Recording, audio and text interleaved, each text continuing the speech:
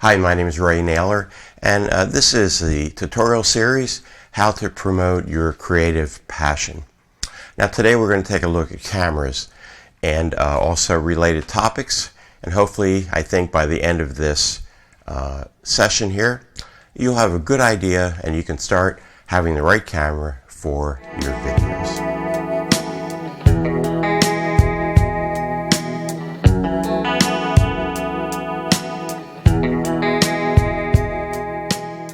As I said in the introduction last week, you probably have the camera that you need. For example, an iPhone, an iPad, or a point and shoot camera. And with any of this equipment type of things, you want to do a little bit of research on the internet. You want to Google reviews for the type of equipment that you're looking for. Now, with any type of camera, whether it be a smartphone, a tablet, or a point and shoot camera, you want to make sure that you have a way to mount them, to keep them steady. Whatever you do, don't have a person hold the camera for you while you're video recording, unless of course that you have a certain mood, like if you're doing a horror film.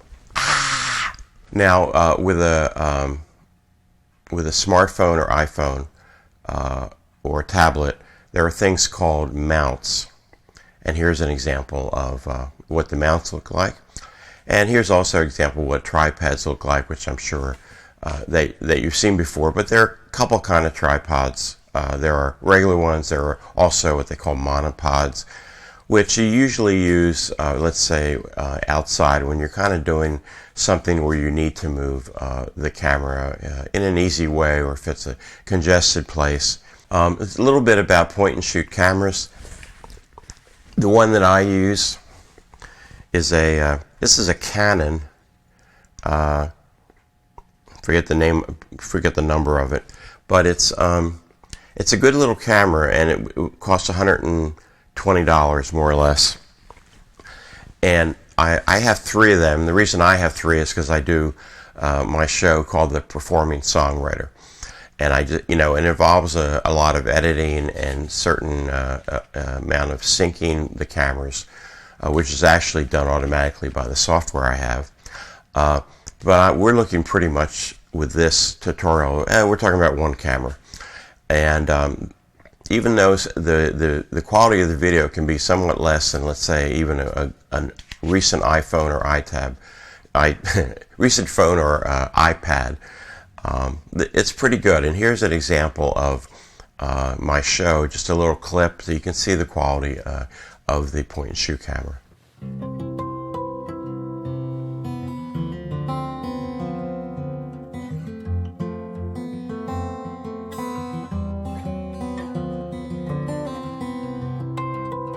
She's the last one out when the show is done. There were others here with flowers, now I'm the only one left leaning on the wall, left staring at the stage door. She may be late, but she's right on time for sure. It's worth the wait in the cold when I see her walk my way. She's worth the weight in gold, and I would wait all day. She's worth the wait.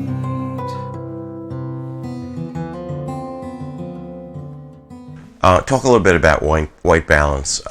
Most cameras have an automatic feature that includes all the settings, including white balance. The problem with that, it always doesn't work well, depending on what the background is, because it kind of takes the average. Even this particular point and shoot camera has a custom white balance, where you actually can program some of the settings, including white balance. The other thing that you may have a consumer camcorder. They give very good at video, and they also you can just continue to run it as long as you want the video to go. A lot of cameras, this camera included, and the camera that I'm using now, I got all my pennies together, and I got a Sony a mirrorless camera. After a period of time, the camera will shut down automatically because there's heat that builds up in these cameras, and it shuts off so that you don't ruin your camera.